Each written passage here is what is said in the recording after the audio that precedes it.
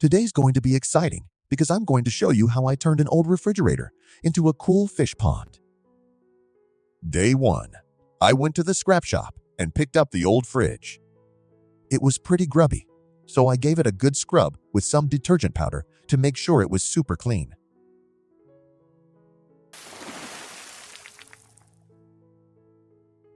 Then, I used this stuff called M-Seal to seal up all the holes in the fridge so that no water would leak out.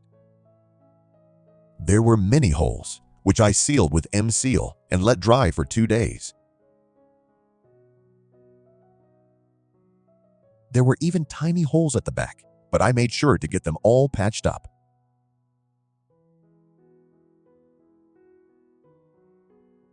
And I left this one hole open in the freezer compartment, which is connecting to this back end, because I wanted to use it for drainage when it rains. I hooked up a little hose to help with that, so that excess water can flow during the rainy season. I used this technique to prevent overflow of water during rain. I made a small hole in this hose, secured it with a cable, and hung it from this anchor point, which is actually the fridge's bottom leg. Ensure it stays in place, or the water will drain, causing the fish to die, as this much portion of the refrigerator box will not be filled. Otherwise, fishes might flow out with overflowing water. There is one more open section in the freezer compartment, directly linked to the other part. Water will flow to the other part through this section. Day 3. The next step is adding some sand to the bottom of the fridge to cover these all M-Seals.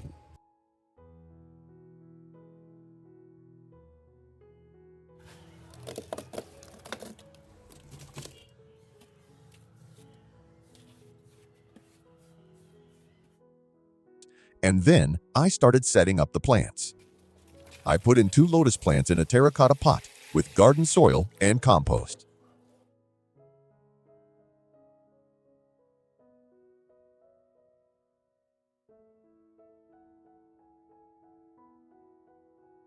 And a little terracotta pot with this beautiful pennywort plant.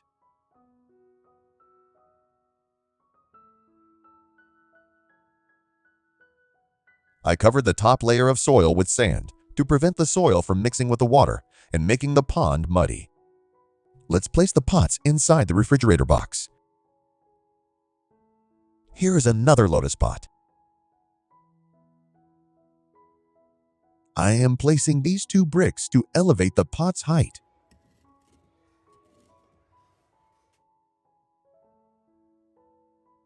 Once the plants were in, using a small plastic container, I filled up the fridge with water so the sand wouldn't get all stirred up.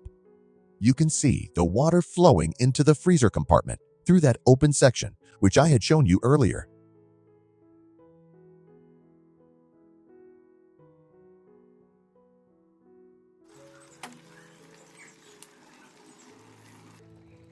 It's all filled up now, and the water's even overflowing a bit from that hose. Time to turn off the water supply.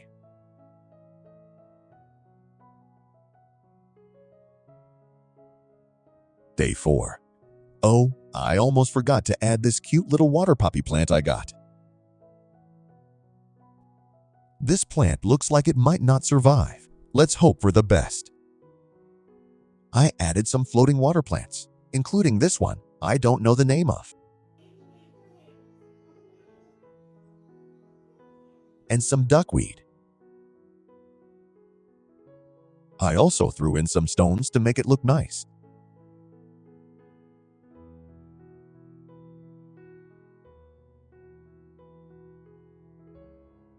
Day 6. The best part was adding the guppy fish.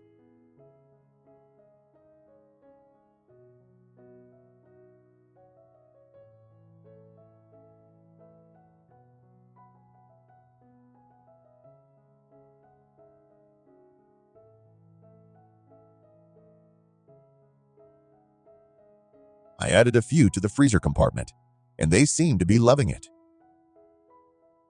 Unfortunately, I noticed the stems of the lotus flower were rotting, so I had to remove them.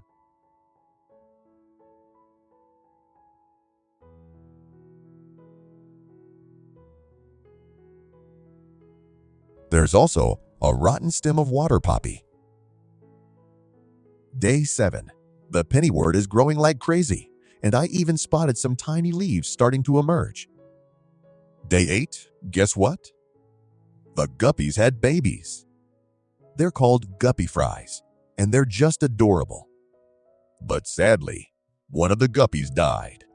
No worries, as they grow quickly. These guppies can give birth to 15 to 20 fry at a time.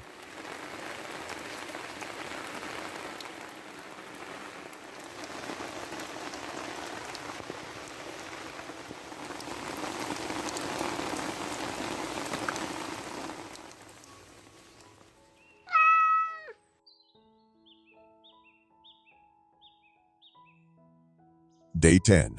Another guppy has died. Not sure what happened there.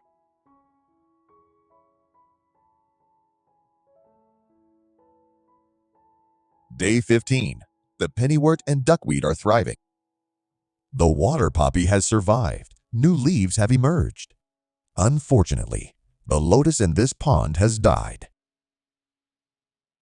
Although, there's something weird on lotus leaves that I can't quite figure out.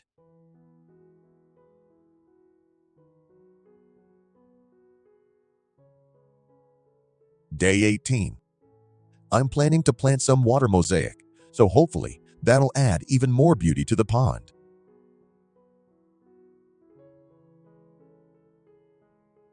Day 19. Wow! Water mosaic has bloomed with this beautiful yellow flower.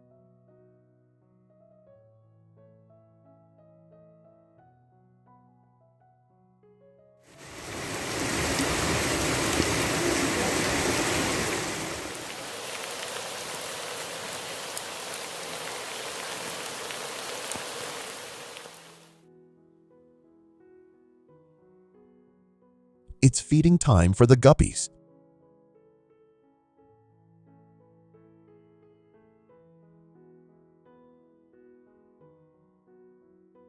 Day 24. Another guppy just died.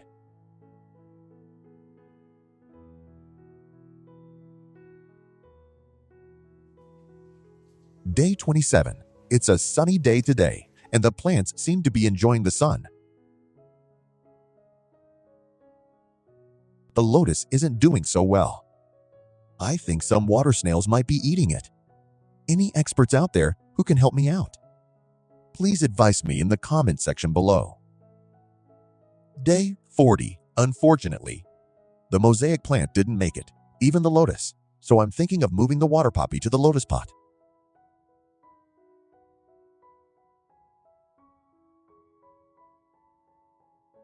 The pennywort has really taken off, so I'll trim some of the extra stems.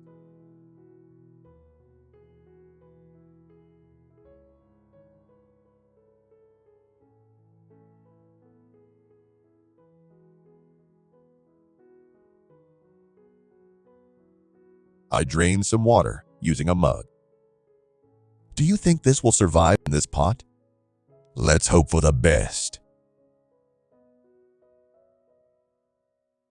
I will plant the trimmed pennywort in this pot.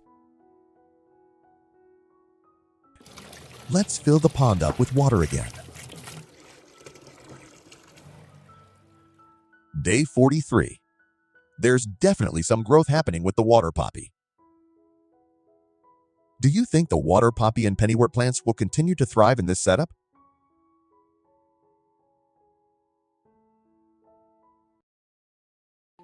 Day 256. It's been almost 8 months. The water poppy has not only survived, but is flourishing with its stunning yellow flowers and abundant buds. The guppies are thriving, bringing bursts of vibrant color to the pond. Don't forget to subscribe for further updates and more transformation videos. Thank you for watching.